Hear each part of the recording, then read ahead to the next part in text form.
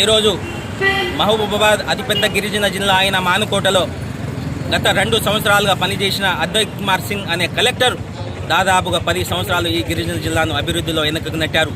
ఎందుకంటే ఇక్కడ ఉన్న అవుట్ సోర్సింగ్ పోస్టుల విషయంలో కానీ, భూముల పరిష్కారం విషయంలో కానీ, భూ సమస్యల విషయంలో కానీ, వేరే శానిటేషన్ సమస్యలు కానీ, వేరే ఇతర ఏ సమస్యలను కానీ పట్టించుకోకుండా ఇవాళ కలెక్టర్ గారు 2 సంవత్సరాలు కాలం తీసుకున్నారు.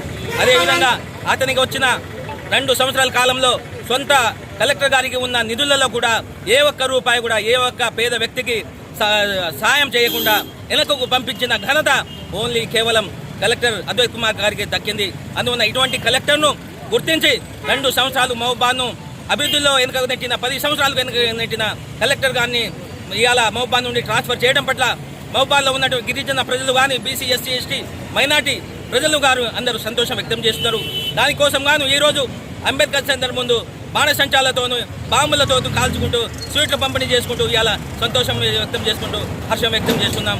అదేవిధంగా వచ్చిన కలెక్టర్ గారు స్నేహ గారు ఈ మహబూబాద్ జిల్లాలో ఉన్నటువంటి సమస్యలు చాలా ఉన్నాయి మేడం, వారిని మీరు కొంచెం దృష్టితో అడ్మినిస్ట్రేషన్ పవర్తో చూపి కొంచెం ఆ మహబూబాద్ జిల్లాను అభివృద్ధి అయ్యే విధంగా చూడగలరు.